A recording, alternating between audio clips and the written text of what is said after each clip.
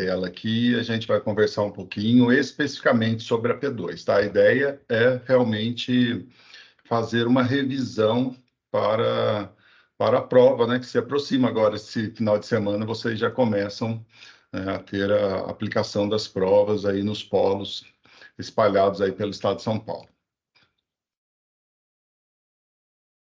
Tirar aqui rapidinho.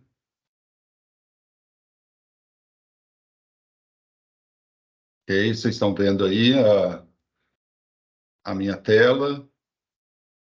Sim, tá perfeito. Desculpa, eu acho que eu peguei aqui o slide errado.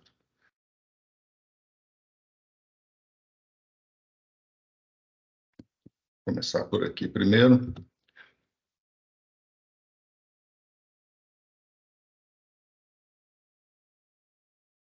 Então, esse é o nosso segundo encontro síncrono, né, do semestre, né? A gente já fez uma revisão, né? A ideia é sempre fazer as revisões, que vocês aproveitem também os fóruns de discussão, né? Porque nos fóruns também a gente está mantendo a ideia de discutir sobre os assuntos de prova, né? É um material bastante extenso e eu tenho certeza que essas revisões, né? Essas aulas que a gente está fazendo e os fóruns são oportunidades únicas para vocês trabalharem e focarem especificamente nas questões e na prova em si. Okay?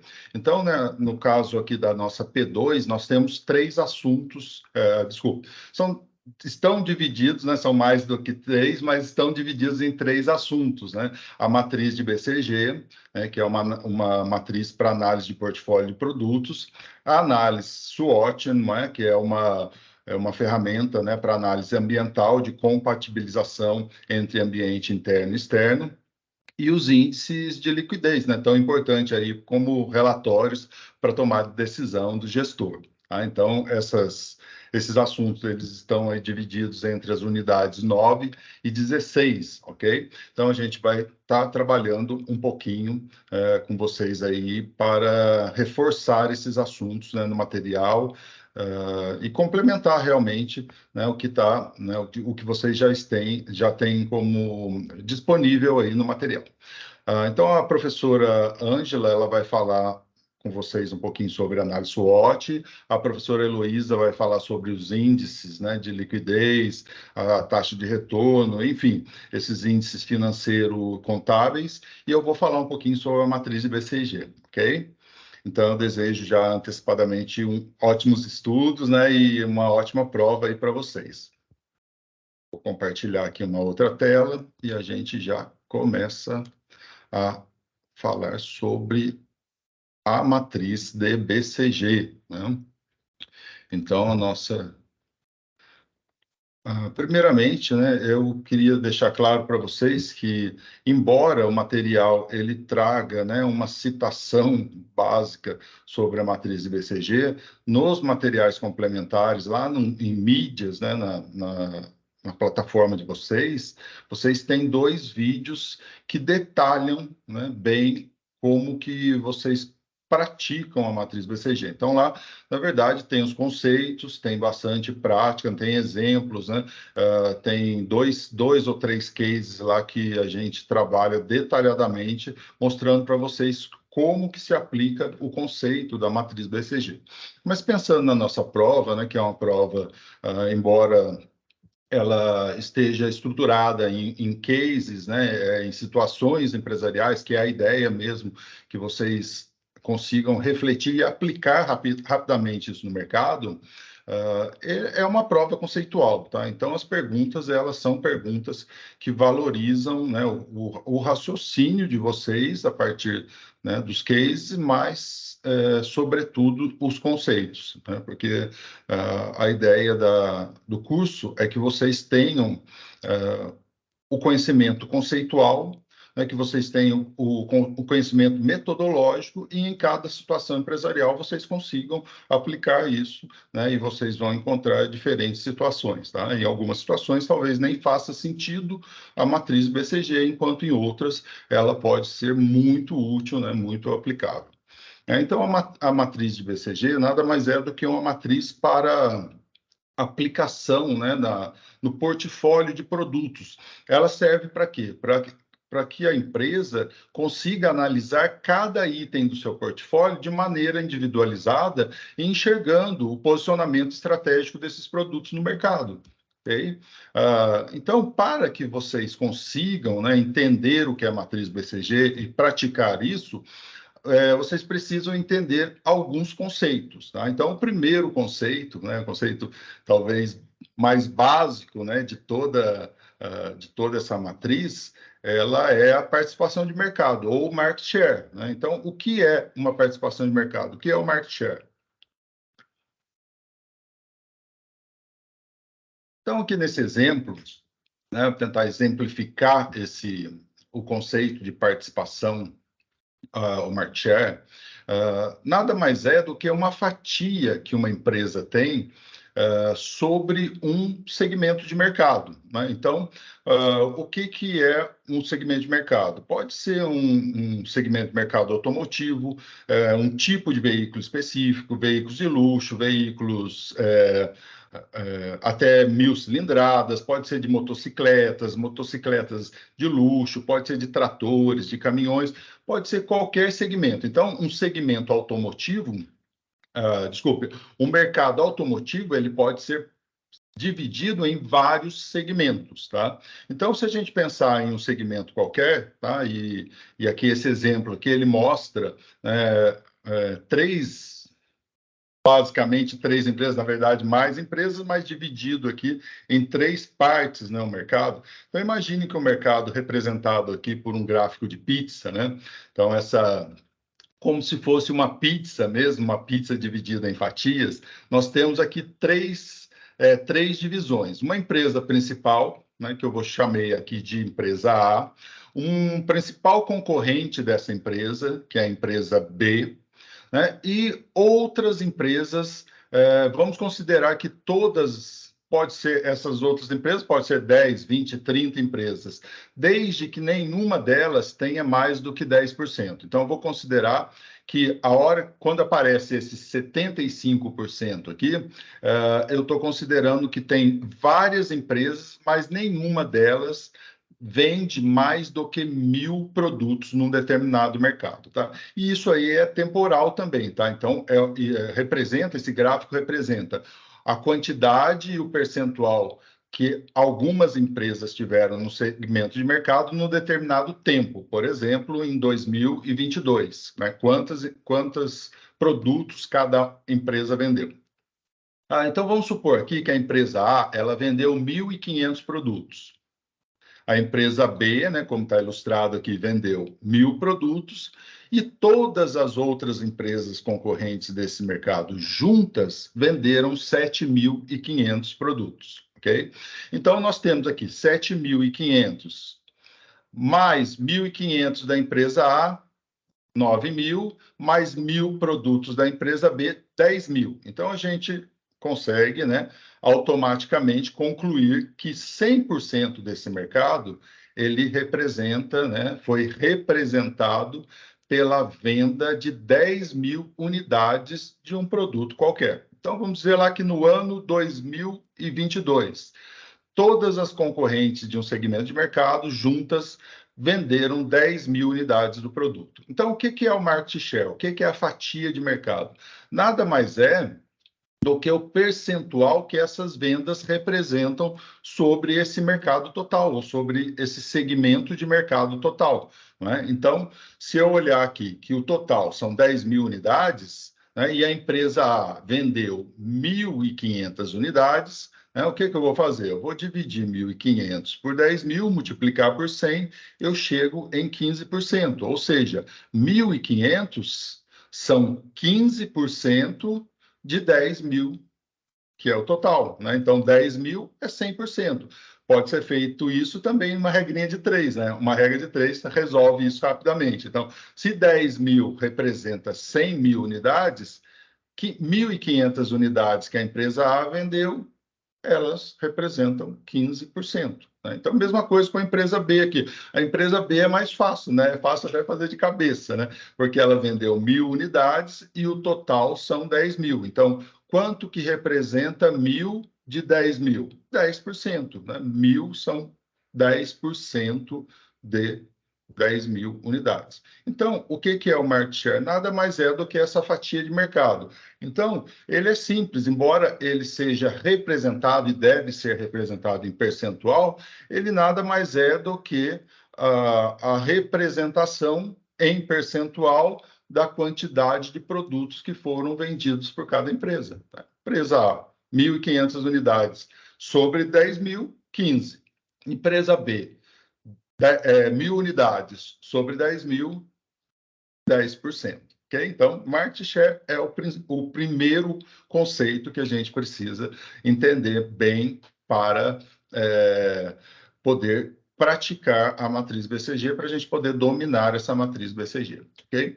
Um outro conceito, né, importante, na verdade, eu vou focar em 3 conceitos só. Né? Então, se vocês entenderem esses 3 conceitos, eu diria que vocês estão preparados, né, para fazer a prova, as questões de prova. Okay? E depois, para realmente praticar isso no mercado, eu sugiro que vocês assistam um vídeo, estudem um pouquinho mais, né? Porque aí vocês terão condições de montar a matriz na sua estrutura total.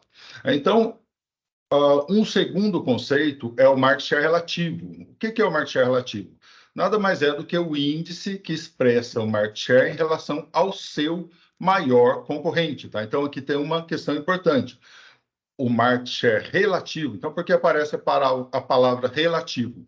Ele é relativo ao maior concorrente. Né? Então, sempre que eu falar, calcule um market share relativo da empresa tal. Então, por exemplo, da empresa A, o market share da empresa A, ele deve ser, o market share relativo da empresa A deve ser calculado a partir do seu principal concorrente. Né? E aqui no nosso exemplo, o principal concorrente é a empresa B, né? Porque, como eu falei para vocês, a gente vai considerar que nesses outros aqui, 75%, ninguém tem mais do que 10%. Então, se a empresa A tem 15% e a empresa B tem 10%, a principal concorrente da empresa A é a empresa B e da empresa B é a empresa A. Na verdade, de todos os outros concorrentes, o principal concorrente será a empresa A, porque ela tem o maior market share. Então, quem é o maior concorrente? Sempre aquele que possui o maior market share,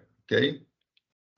Então, aqui no exemplo, né, do conceito, nós temos aqui, se uma empresa tem 20% de market share e o seu maior concorrente tem 10%, então o market share relativo será de 2:1. Eu só vou simplificar isso, né? 20 dividido por 10, 2. 2:1. Na verdade, eu estou simplificando 20%, né? Eu vou dividir 20% por 10 e vou dividir o 10% também por 10. Estou simplificando essa equação. Quando eu simplifico, eu estou cortando 0, 20 dividido por 10, eu corto 0 do 20, corto 0 do 10, eu fico 2:1. Isso quer dizer, na prática, o quê? Que para cada 2 produtos que a empresa vende, que a empresa principal vende, o seu principal concorrente vende 1. Nada mais é do que isso, né? Então, ele pode ser calculado também a partir do volume de vendas dessa empresa. Eu vou mostrar para vocês isso no próximo slide. Um outro conceito também importante para vocês entenderem na plenitude, né, a matriz de BCG é a taxa de crescimento de mercado, que nada mais é do que o percentual de crescimento de vendas, né, o volume de vendas, quanto cresceu naquele mercado total de um ano para o outro. Né? Então, por exemplo, no ano 1, aqui eu dei o exemplo, né, que foram, vamos considerar que isso aqui seja o ano 1, foram vendidas 10 mil unidades.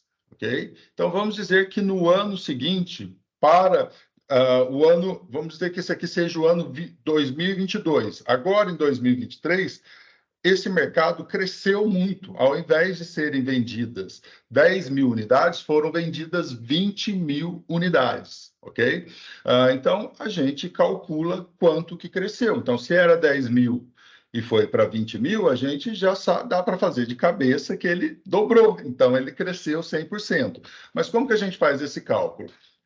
É fácil também, é só pegar o ano, né, atual, né? Então, o ano atual seria 20 mil, menos o ano anterior, vou dividir pelo ano anterior, multiplicar por 100. Né? Então, eu pego aqui 20 mil menos 10 mil, dividido por 10 mil, vai dar 1 vezes 100 igual 100%. Então, o mercado cresceu 100%.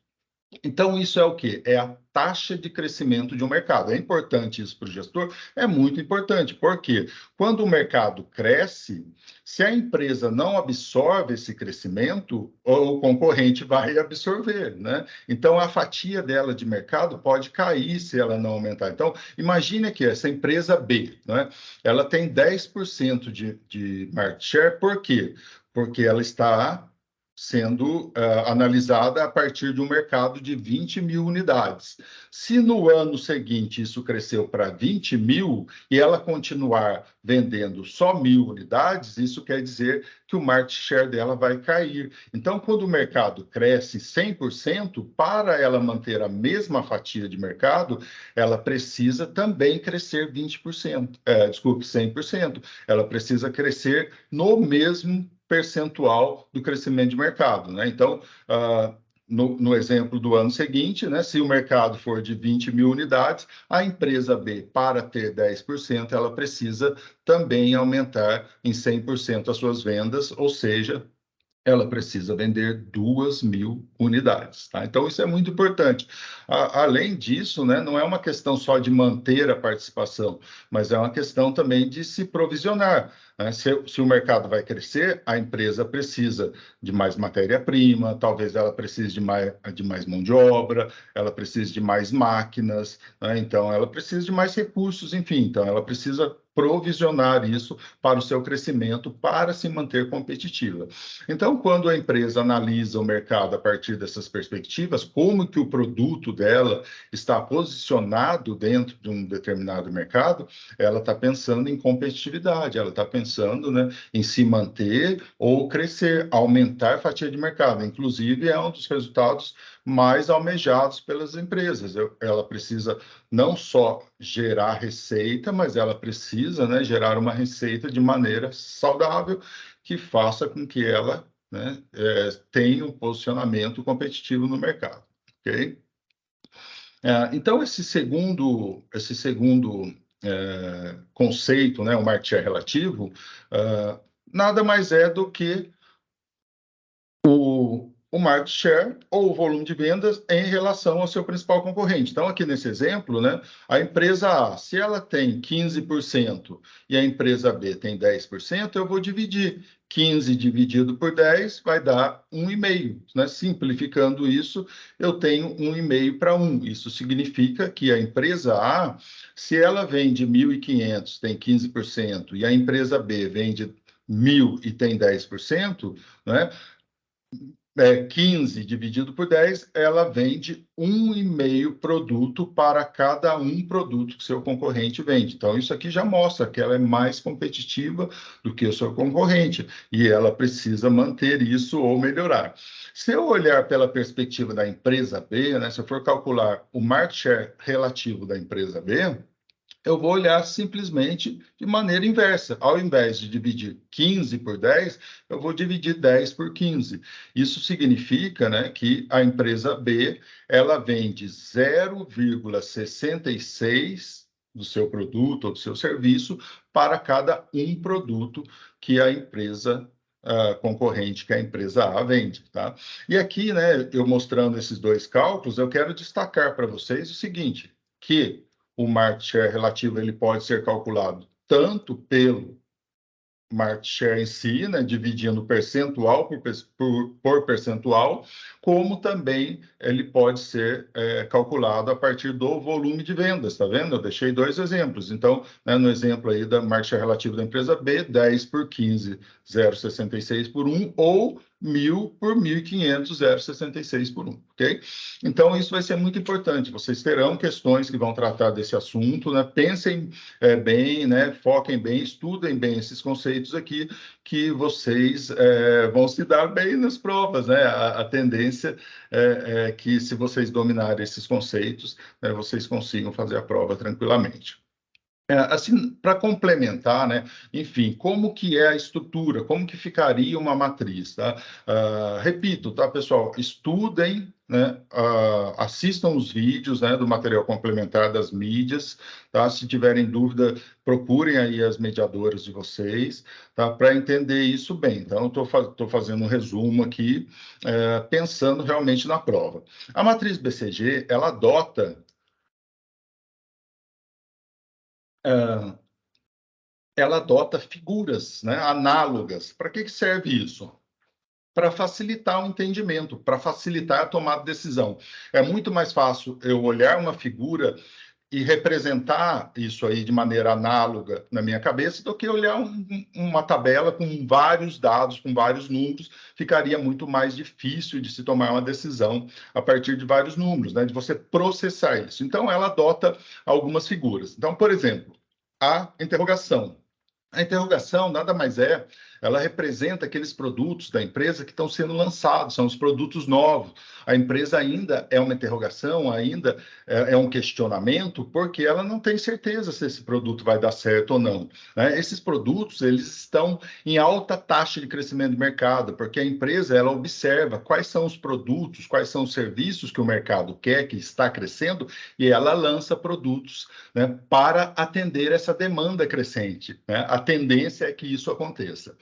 Então, se esses produtos, na interrogação, eles derem certo e a empresa tiver competitividade, ela conseguir produzir, ganhar em escala, ser competitiva, né, em relação aos seus concorrentes, esse produto tende a se transformar numa estrela. O que é a estrela? São aqueles produtos que continuam lá na parte alta do gráfico, né? Ou seja, ela tem uma alta taxa de crescimento de mercado e ela passa a ter também um market share relativo alto. Market share relativo alto quer dizer o quê? Que a empresa é mais competitiva. Então, são aqueles produtos, né, que são estrelas, como as estrelas de cinema, né? Então, representam produtos, né, em alta, produtos com boas perspectivas para a empresa. São aqueles produtos que a empresa deve investir porque eles estão dando certo, ok? Só que dentro de um ciclo de vida de produto, é natural que o mercado acabe se desinteressando pelos produtos, porque só surgem produtos mais competitivos, produtos que substituem com mais tecnologia, né? Então, a tendência a partir dessa transformação, desse ciclo natural, né? Como se fosse um ciclo de vida de uma pessoa mesmo, a tendência é essa, né?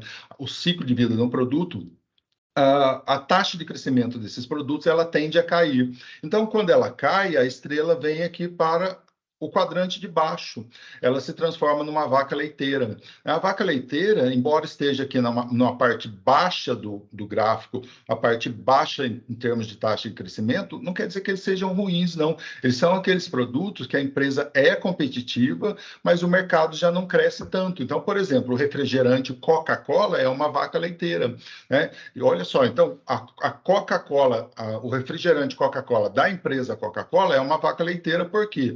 Porque ele vende muito, não é um produto que está crescendo, né? Ele está já em tendência de decrescimento do mercado, mas ela é super competitiva, ela é a que mais vende, né? Se comparar com a Pepsi Cola e com os outros concorrentes da linha Cola, ela é a que mais vende. Então, esses produtos tendem a gerar muito fluxo de caixa. Então, a tendência é que as vacas leiteiras, elas alimentem, né, de maneira análoga, né, a partir do seu fluxo de caixa, o investimento lá naqueles produtos novos que estão sendo lançados, interrogação, estrela, que precisa de marketing, que precisa de investimento em produção para venderem mais e serem mais competitivos, ok?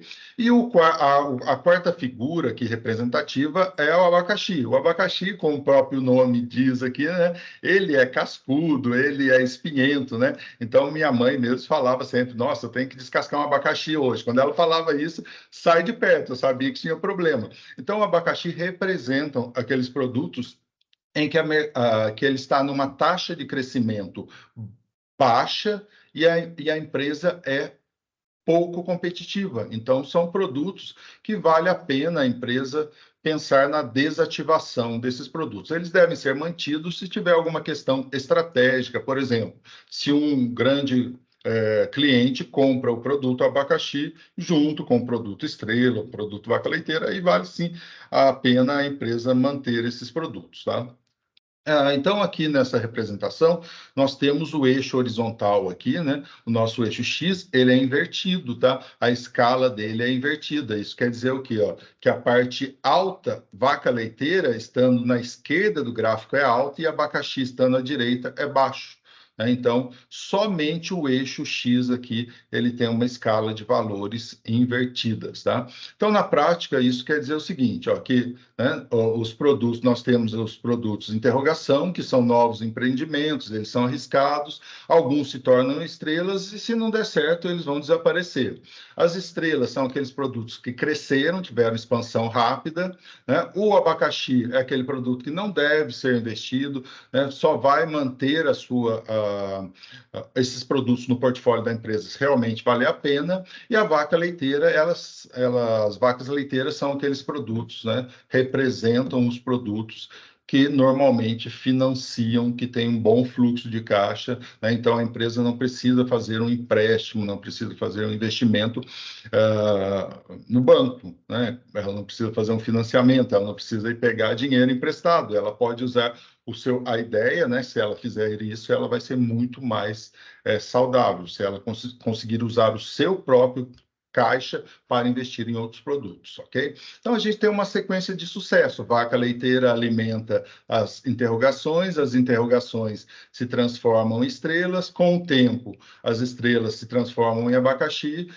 se transformam em vaca leiteiras, e assim a gente tem um ciclo, né? Vaca leiteira, interrogação, estrelas. Então, é importante que a empresa tenha um portfólio diversificado, que esse portfólio realmente sustente a própria empresa. A empresa é sustentada pelos seus próprios produtos, né? Pelo desenvolvimento constante, manutenção e competitividade dos seus produtos.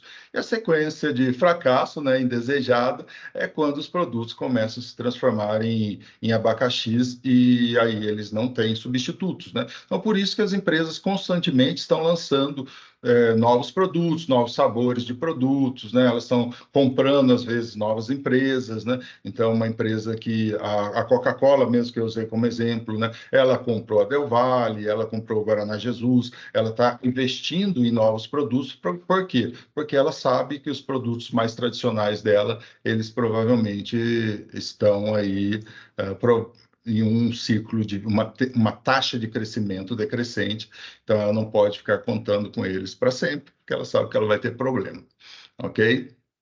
Então, assim, para finalizar nessa parte da matriz BCG, uma simulaçãozinha aqui de como que se montaria isso. Então, vamos imaginar aqui uma empresa, Amazon. Então, não é a Amazon, tá? É a Amazon. É uma empresa aqui da área de cosméticos, tá? Então, ela tem, vamos aqui, 4 produtos no seu portfólio, né? Eu simplifiquei aqui. Dois sabonetes, né? Um shampoo e um sabonete líquido. 2 sabonetes sólidos, um shampoo e um sabonete líquido. Então, aqui na primeira coluna, nós temos a discriminação desses produtos. Na segunda coluna, né? Quanto que ela vendeu num determinado ano. Tá? Então, do produto A vendeu 350 mil, do produto B 250 mil, ou seja, o volume, quanto que ela vendeu em um ano, tá? Normalmente isso é feito, né? Contabilizado dentro de um período de um ano. Na terceira coluna, nós temos aqui o market share relativo, né? Então, quando aparece aqui 0,55 para 1, quer dizer o quê? Que esse produto A, esse sabonete, ela vendeu 0,55 para cada um produto que o seu concorrente vendeu. Então, aqui nós temos uma empresa, né, que batendo o olho aqui no market relativo, a gente sabe que ela não é a mais forte do mercado, né, porque o seu concorrente aqui vende mais do que ela em todos os seus produtos, né? Mas ela pode estar numa tendência de crescimento, né? A gente não sabe exatamente porque é realmente fictício aqui, é só para exemplificar para vocês. E aqui na última coluna aqui, a taxa de crescimento de mercado, né? Então, 5, 17, 5 e 15. Isso quer dizer o quê? Quanto que o mercado cresceu do ano anterior para o ano que foi contabilizado, né? Então, vamos dizer aqui, se esse ano aqui é o ano de 2022, né, esse 5, 17, 5 e 15% aqui é quanto ela cresceu de 2021 para 2022, ok? Então, mostra se o mercado tem uma tendência, se tem uma perspectiva de crescimento, se vale a pena investir nesse mercado ou não, ok? Então, como que ficaria, né? Eu coloquei um quadrinho aqui, ao lado aqui do nosso slide aqui, só para facilitar. Esse quadrinho aqui nada mais é do que esse slide que eu acabei de apresentar para vocês, com volume de vendas, market share relativo e taxa de crescimento. Então, aqui a matriz, ela tem na base dela, aqui no eixo X, representado o market share relativo, tá? Então, eu vou escalonar. Se eu tenho aqui, ó, né, vou voltar aqui que fica mais fácil vocês enxergarem. Se eu tenho aqui 0,55, 0,2, 0,05 e 0,7 de market share relativo, eu vou escalonar isso aqui no meu eixo, tá?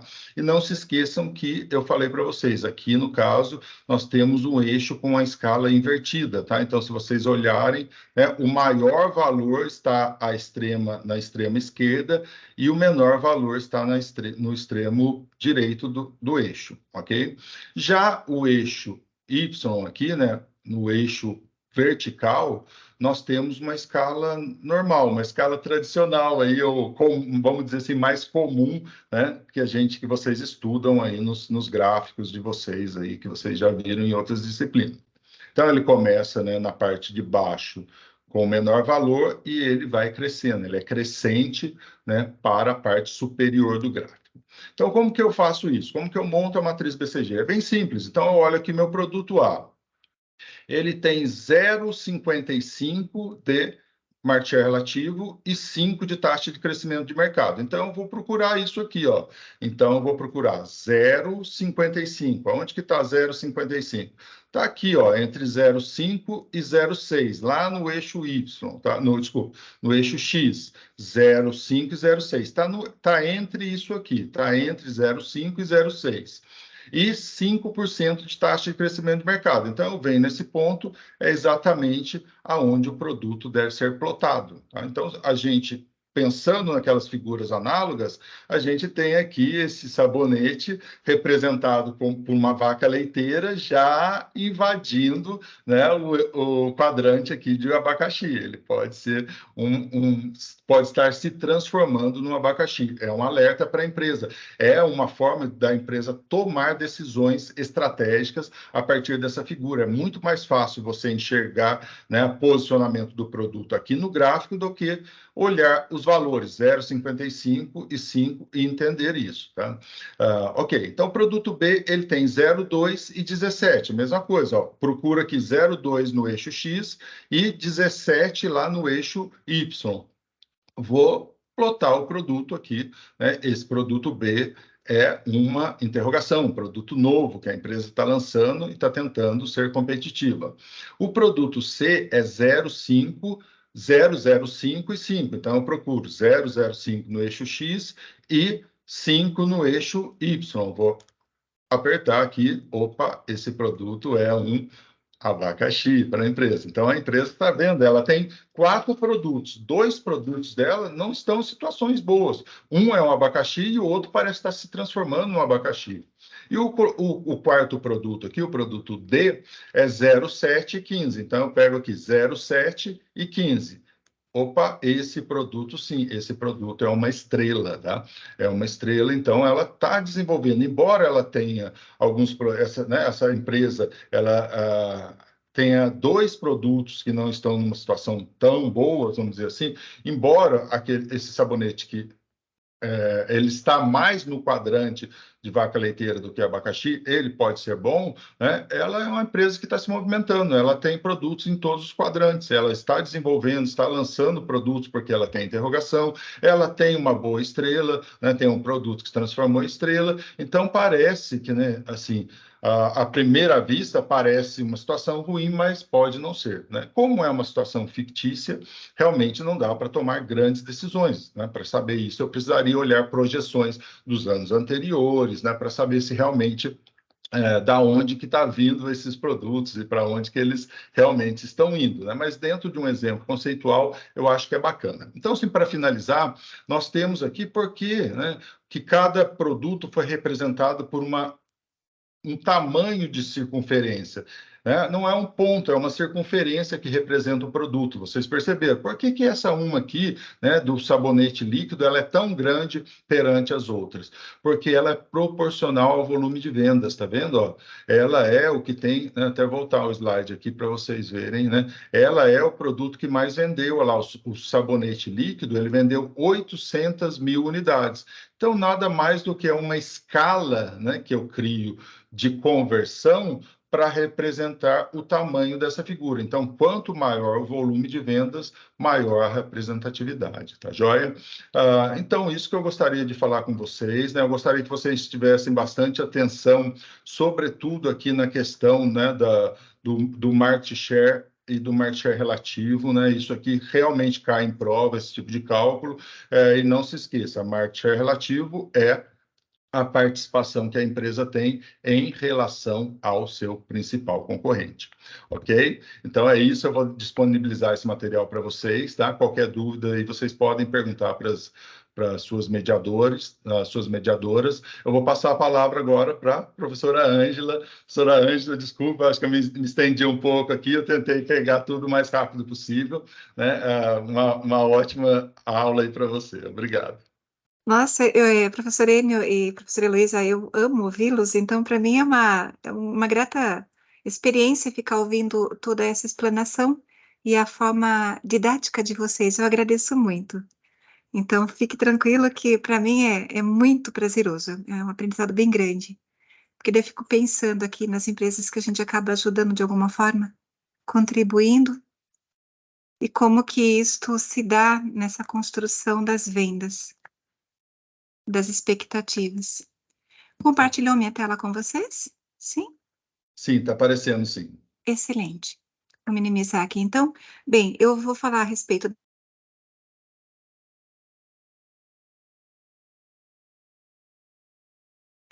É uma matriz, as matrizes dentro da área da gestão, elas se complementam, porque nós precisamos fazer análises, e as matrizes, elas são essas sínteses das análises realizadas. Então, na área da gestão, sempre vamos trabalhar com matrizes, com diagramas, com gráficos, com esquemas, com mapeamentos. Vejam que a gente sempre está com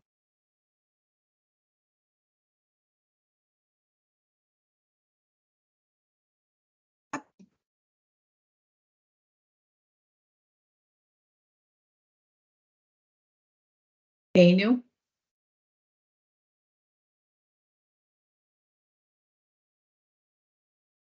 Oi, professora Ângela, não sei se você está me escutando, mas parece que está cortando. Eu não sei se é a internet, ele deu Ah, interrompeu um pouco.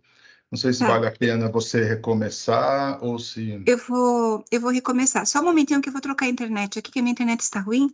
Eu vou trocá-la e já estou retornando. Só um momento.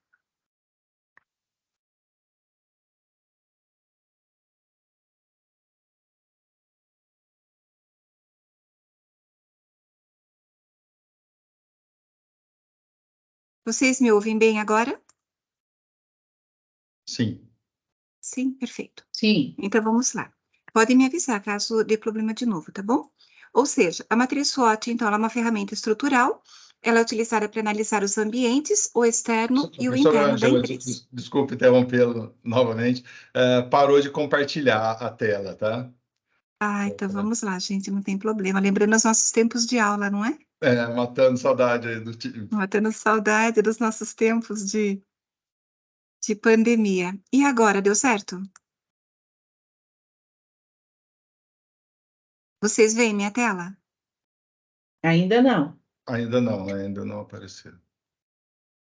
Minha internet aqui, ela tem delay. A gente já mexeu bastante, mas ainda não resolvemos isso. E agora? Também não.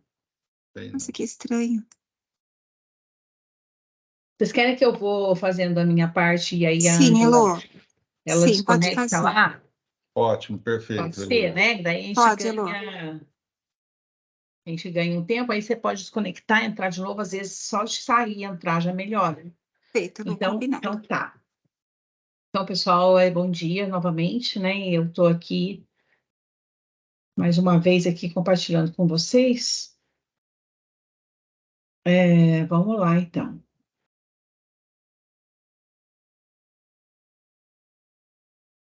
Já está aparecendo a minha tela, professor?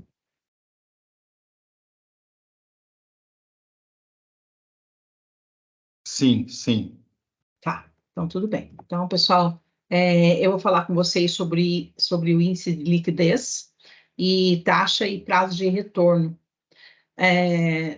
Eu tentei trazer de uma forma bem simples, de maior facilidade para entendimento, né? Principalmente porque nós estamos aí às vésperas da prova e mais para tirar dúvidas mesmo de vocês. Então, vamos ver. Fazendo uma introdução, o uso dos quocientes, ele tem como finalidade principal permitir ao analista, né, a quem está fazendo a análise, extrair tendências e comparar os quocientes com padrões estabelecidos. Algumas análises existem alguns padrões estabelecidos. Não é o caso dos índices de liquidez, mas também o resultado ele tem uma teoria de análise, né, que ajuda bastante. A finalidade da análise é mais do que retratar o que aconteceu no passado, mas principalmente inferir o que poderá ocorrer no futuro, né? Mostra a saúde financeira da empresa, como ela está, qual é a situação dela. A periodicidade da análise depende dos objetivos de quem pretende alcançar, né? Do analista, o que ele está desejando. Normalmente, a análise é feita anualmente ou semestralmente. O mercado investidor, o mercado de ações e debêntures, eles utilizam também, usam bastante analisar trimestralmente. Então, se você observar, os balanços são, inclusive, publicados trimestralmente, semestralmente, anualmente, para facilitar essa análise, né? Devido às mudanças rápidas que ocorrem nesse mercado, é um mercado bem volátil. A análise ela pode ocorrer no balanço patrimonial, no DRE, demonstrativo de resultados do exercício, e também no DFC, que é o demonstrativo de fluxo de caixa. Especificamente, o índice de liquidez que nós vamos tratar, a análise é feita no balanço patrimonial. Então, esse índice de liquidez também é conhecido como índice de endividamento, né? E ele mostra o relacionamento entre as contas do balanço patrimonial, que vão refletir uma situação estática da posição de liquidez, né? Ou relacionamento entre as fontes diferentes de capital. Por exemplo, o balanço patrimonial, ele é uma situação estática, né? Ele foi fechado normalmente no Brasil no dia 31 de dezembro de cada ano, né? Naquele momento é como se você tirasse uma fotografia da situação financeira da empresa. Aí faz-se a análise e com base na situação ocorrida, né? Na experiência do passado, você pode, então, ter uma expectativa de futuro. No entanto, desculpa. No entanto, é importante, além de analisar os índices de liquidez e endividamento, também tem outros quocientes, como, por exemplo, estrutura de capital, capital circulante líquido, qualidade de dívida, né? É um conjunto de análises que vai permitir um diagnóstico financeiro da empresa. Essas análises, elas colaboram para a geração de crédito junto ao mercado financeiro, né, e de capitais, e também para investidores que desejam comprar ações, debêntures, investir na empresa. O índice de liquidez de endividamento, ele tem 4 formas, 4 índices que nós vamos tratar aqui. Desculpa, gente. Que é o índice de liquidez imediata, o índice de liquidez corrente, o índice de liquidez seca e o índice de liquidez geral. Eu vou pegar uma aguinha que está do meu lado aqui. Não, tem um chá aqui, peraí. A minha internet não está parando, mas eu engasguei aqui. Desculpa. Isso é ao vivo, né? Ao vivo é assim mesmo. Fim de semestre, Elô. Então, olha só, gente. Liquidez imediata, disponibilidade dividido pelo passivo circulante, né? Essa é a fórmula. Liquidez corrente, o ativo circulante dividido pelo passivo circulante. Liquidez seca, o ativo circulante menos estoque dividido pelo passivo circulante, e a liquidez geral é o ativo total dividido pelo passivo total. Nós vamos ver um exemplo de cada uma das fórmulas, tá bom? Então, eu fiz aqui um balanço fictício para ajudar a gente a fazer essa experiência aí. Então, a liquidez imediata é o que tem disponível. O que é esse disponível? É o que está em caixa de banco, é o que a empresa tem de dinheiro disponível para cumprir com as suas obrigações e também o que sobra, né? O restante aí que ela tem ainda para investir. E o que retrata essa liquidez imediata? Né? Ela retrata que para cada um... Obrigada. Ganhei um copo de água aqui. A cada R$1 encontrado, né, que fará frente aos compromissos de curto prazo, porque o passivo circulante são as contas de curto prazo. Então, do lado do ativo, você tem as contas disponíveis, caixa e banco, equivalente de caixas, né? A conta cliente, que são as duplicadas a receber, o que você vendeu, e a conta de estoque. Isso vai circular rapidamente, no máximo em um ano até o final do ano seguinte, em alguns casos pode acontecer. Se você faz uma venda, por exemplo, para um cliente, vai pagar em 10 vezes, a partir de outubro vai passar para o ano seguinte, mas não pode ultrapassar mais do que 360, tá bom? No caso do passivo circulante é a mesma coisa, né? Então, fornecedores a gente tem que pagar todo mês, né? Ou dependendo do prazo de pagamento que o fornecedor cedeu, né, para a empresa, salários tem que pagar, né, empréstimos bancários, então são contas que você tem que pagar rapidamente, né? E o circulante, ele vai exemplificar, ele mostra, ele relata isso, que ele tem que circular rapidamente. Eu não posso ficar com o estoque parado, eu não posso deixar de receber as duplicatas, eu tenho que ter dinheiro em caixa para pagar minhas contas. Muito bem. Então, nesse caso, nesse exemplo, a gente tem a disponibilidade dividida pelo passivo circulante. Então, na liquidez imediata, a empresa tem 3,20. Isso está em essa simulação em reais, né? Eu não coloquei aqui o símbolo, mas são em moeda nacional.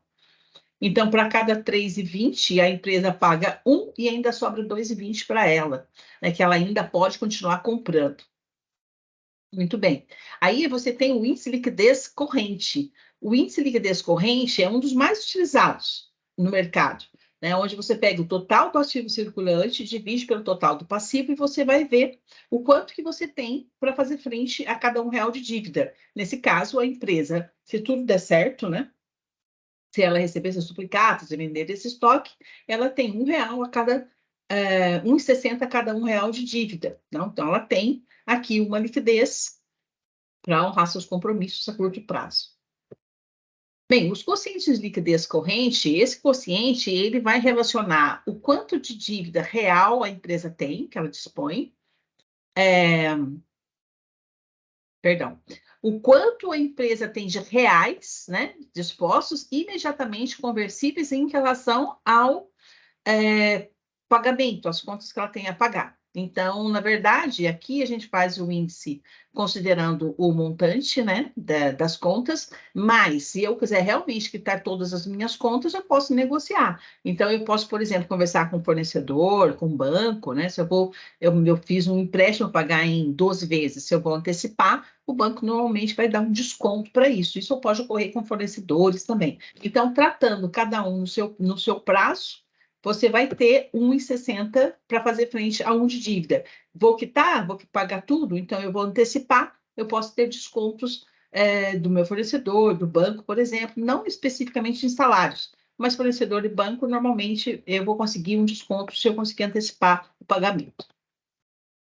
Esse é um índice bem divulgado e frequentemente é considerado como um dos melhores para você ter uma situação, principalmente rapidamente, né? Rapidamente você pode olhar um balanço patrimonial, dividir o ativo circulante pelo passivo e você já sabe quanto que a empresa tem para fazer frente a cada R$1 de dívida. Então, não pode esquecer que esse numerador, ele está trabalhando com uma diversidade de contas, né? De valores a receber de curto prazo em relação às contas que ela tem que pagar a curto prazo.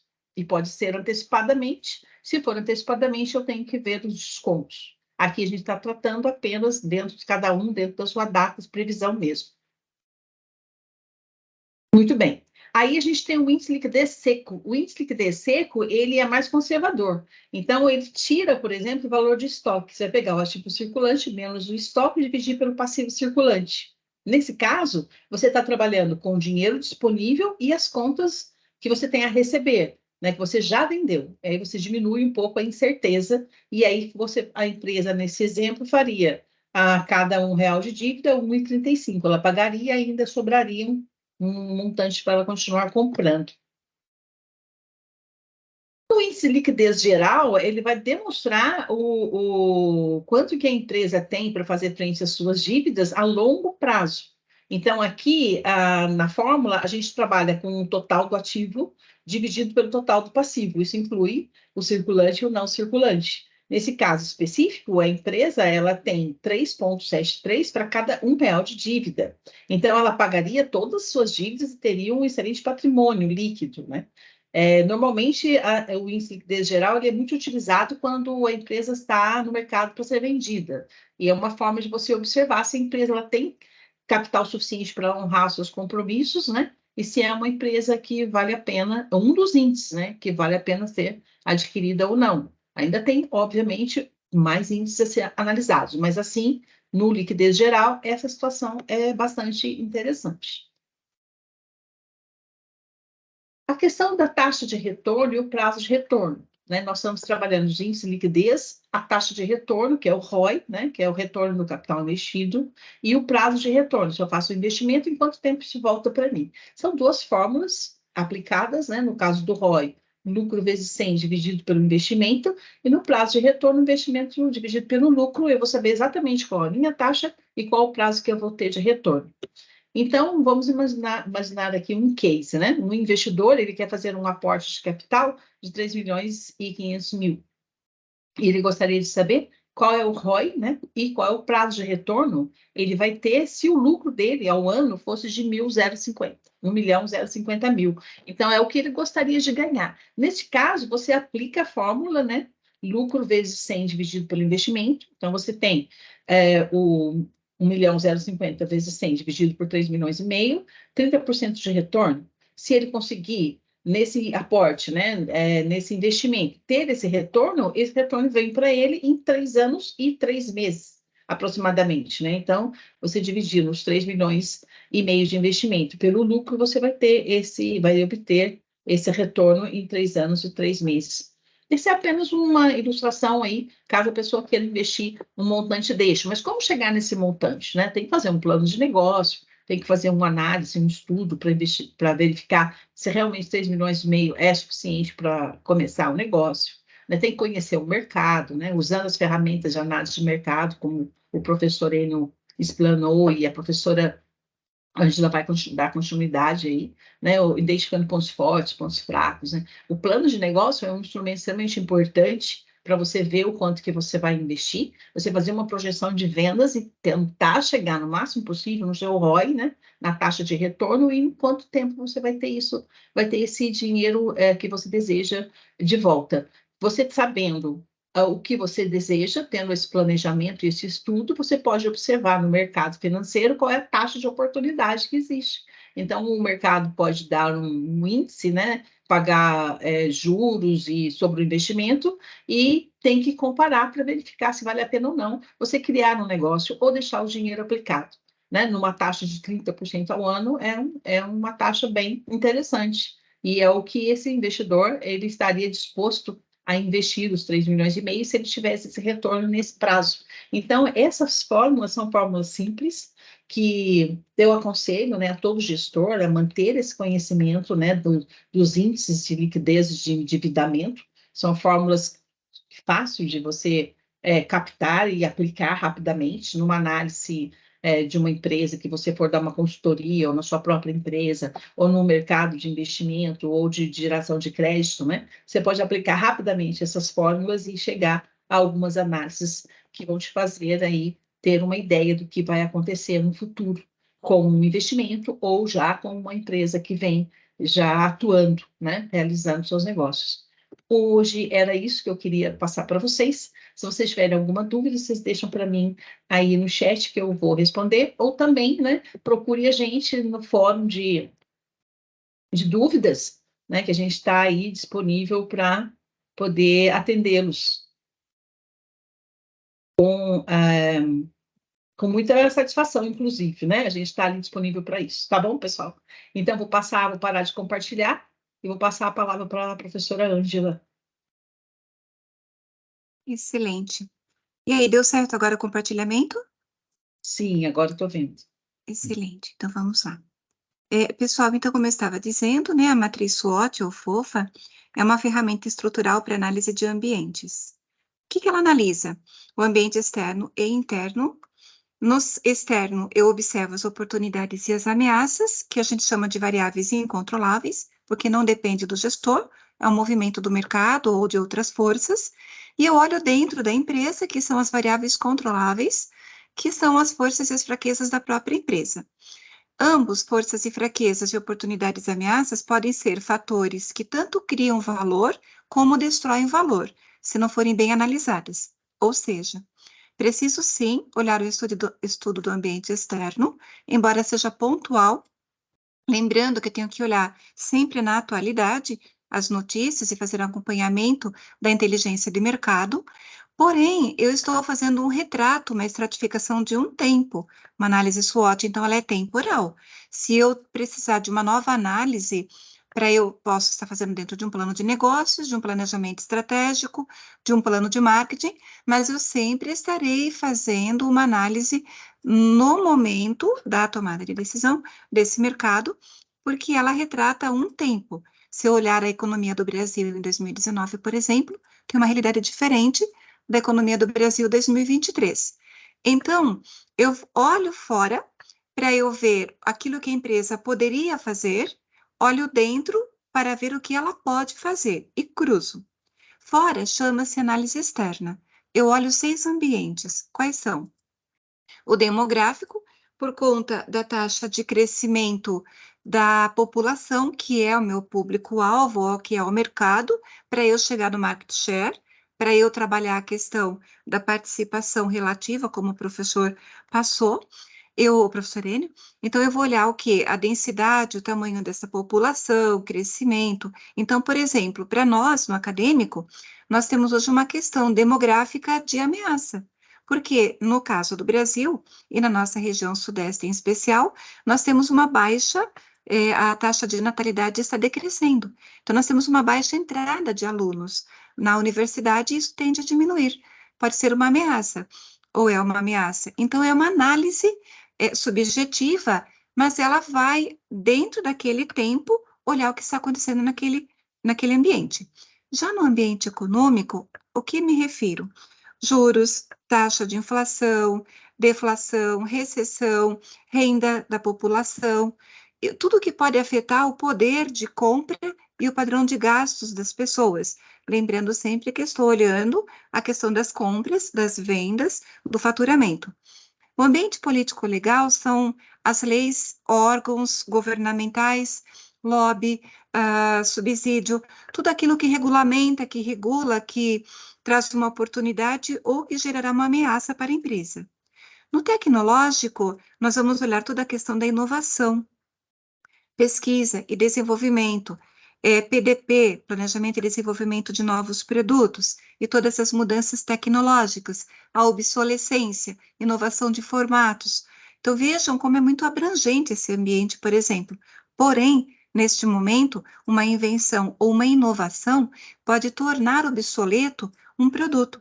Voltando à análise do professor Enio, de uma hora para outra, um produto estrela pode se tornar um abacaxi, como foi o caso da máquina de escrever frente à indústria dos computadores, como foi o caso do e-mail em comparação com o fax.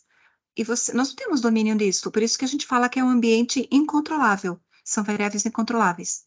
No ambiente natural, nós trazemos a questão das matérias-primas, descarte, produção limpa, sustentabilidade, e tudo que isto impacta na empresa, desde o insumo lá na hora do supply, na hora que eu estou comprando ou estou considerando na produção, até o descarte, a contaminação, a questão da sustentabilidade é um ambiente bem abrangente e hoje de extrema importância dentro dos conceitos do ESG. Aí, no cultural, nós vamos ter, eu acho assim, um ambiente muito difícil cultural, porque ele reflete valores, comportamento e práticas sociais, os famosos memes, que é toda a herança cultural que nós vamos criando pelas intervenções. E hoje, nós temos uma grande rede distribuída de comunicação pela internet, pelas mídias sociais, que criam valores, que criam modismos e que criam tendências. Por isso que hoje a gestão de conteúdo é tão importante, porque o ambiente cultural ele é muito volátil, ele muda muito rápido. Feito a análise do ambiente externo, olho para dentro da empresa. Qual é o problema? Ponto forte é fácil olhar, às vezes não, porque às vezes a pessoa coloca o olhar no lugar errado. Mas o ponto forte seriam: quais são as minhas melhores atividades, produtos ou serviços? Qual é a minha maior vantagem competitiva? E quão felizes estão meus clientes? Lembrando que muitas vezes o inovador ele precisa provar que ele tem razão, para que ele possa convencer uma equipe, convencer os investidores, vender uma ideia, fazer um pitch, de que aquela ideia dele é inovadora.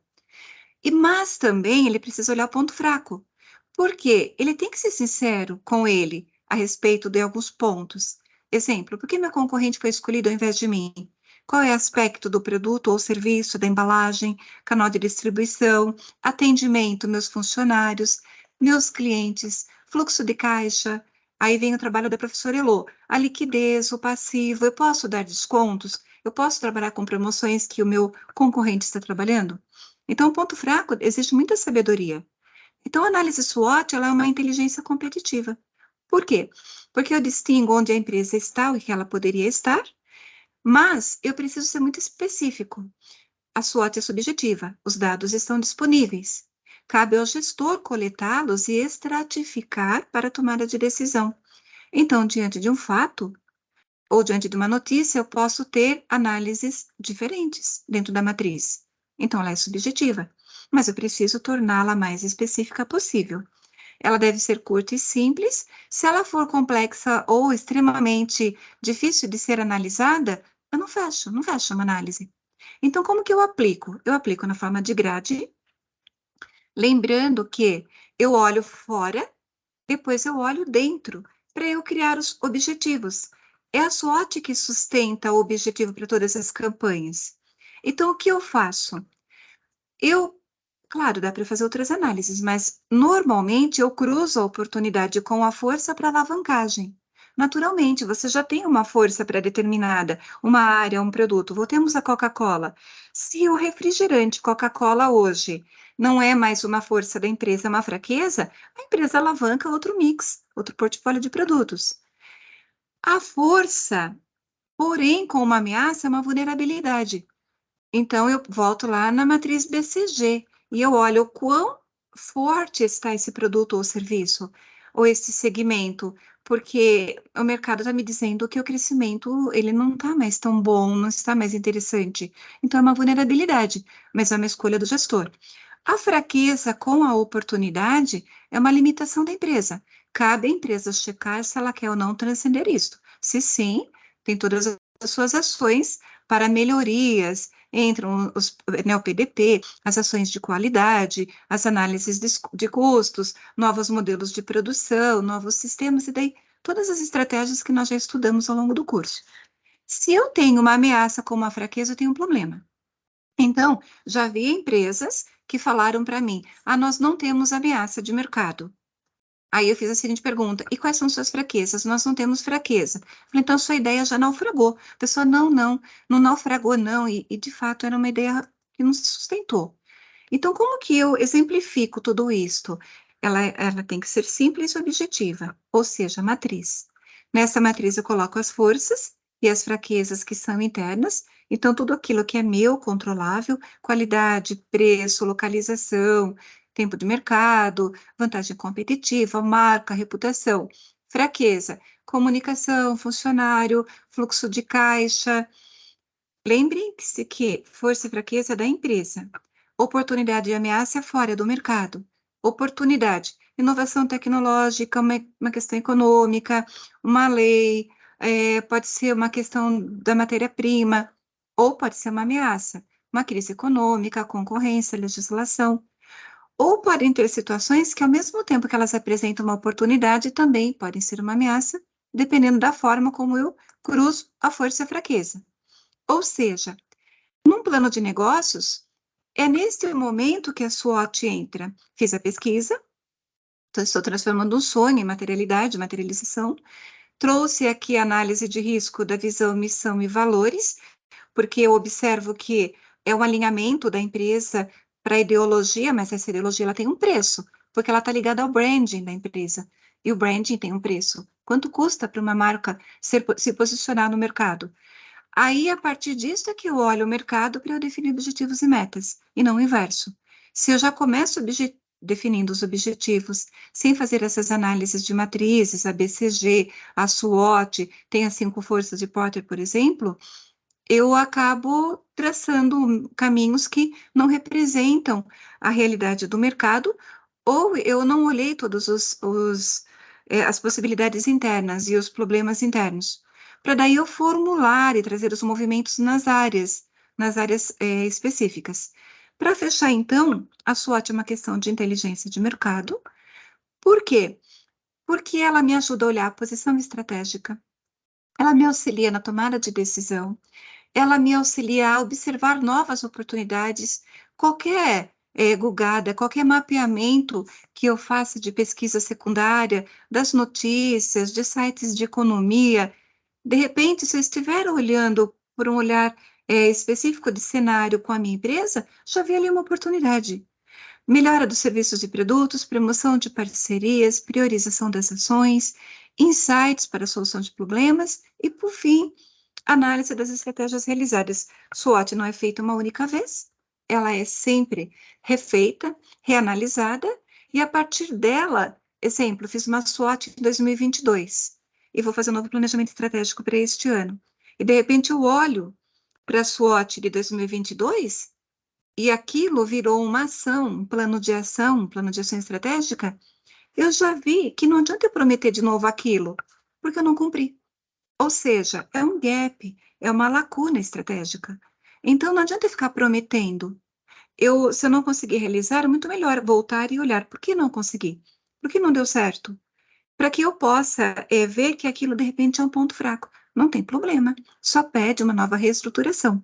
Então, as matrizes nos ajudam na síntese, e a síntese nos ajuda a ter o entendimento desse volume de dados disponíveis.